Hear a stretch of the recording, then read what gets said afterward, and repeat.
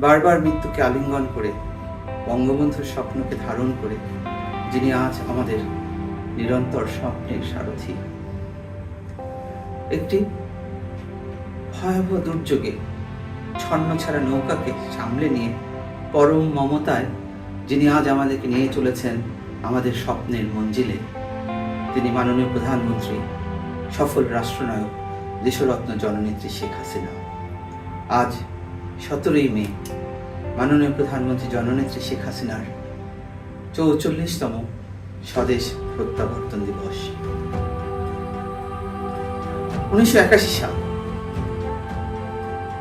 জাতি তখন চরম ক্রান্তি লগ্নে।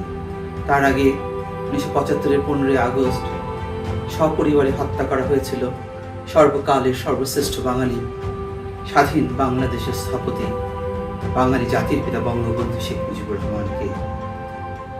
আমাদের মুক্তিযুদ্ধের মূল্যবোধ, আমার স্বাধীনতা সেদিন খামচে ধরেছিল সেই পাকিস্তানি শকুনেরা।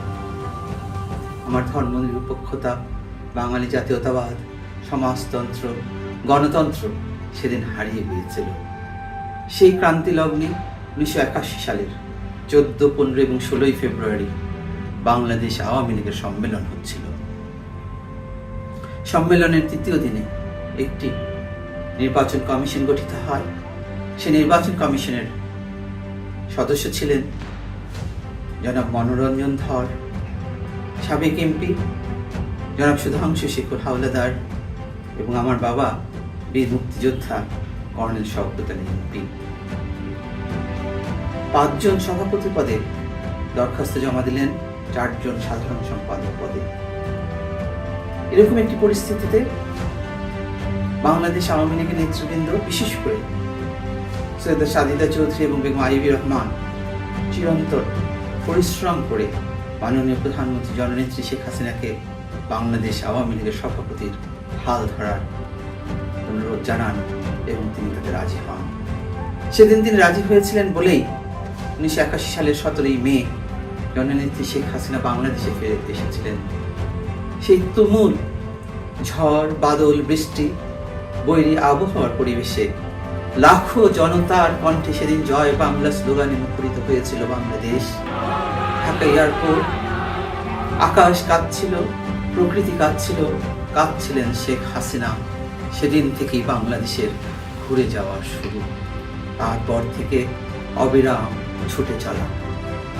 ছুটে চলেছেন শেখ হাসিনা, সব কিছু হারিয়ে, মা, বাবা, ভাইদের হারিয়ে, পরিবার পরিজনকে হারিয়ে তিনি ছুটে চলেছেন এই বাঙালি জাতির স্বপ্ন পূরণে, এই বাঙালি জাতির ভাগ্য পূরণে, এই বাঙালির বিধবা মায়ের বিধবা ভাতার জন্য তিনি ছুটে চলেছেন আমার ছোট্ট সন্তানের 1 জানুয়ারির বই পাওয়ার জন্যে।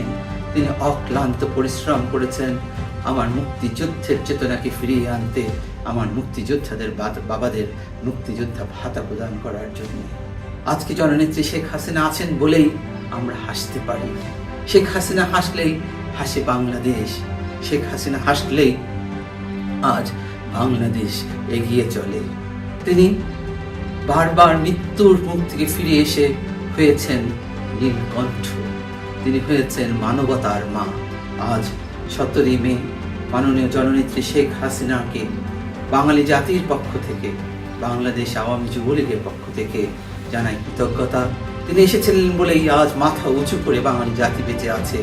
বিশ্বের দরবারে আমি বাঙালি বলে পরিচয় দিতে মর্যাদা বোধ করি, গর্ববোধ করি। জয়তু শেখ হাসিনা, আপনার দীর্ঘায়ু কামনা করি। জয় বাংলা, জয় বঙ্গবন্ধু, বাংলাদেশ চিরজীবী হোক।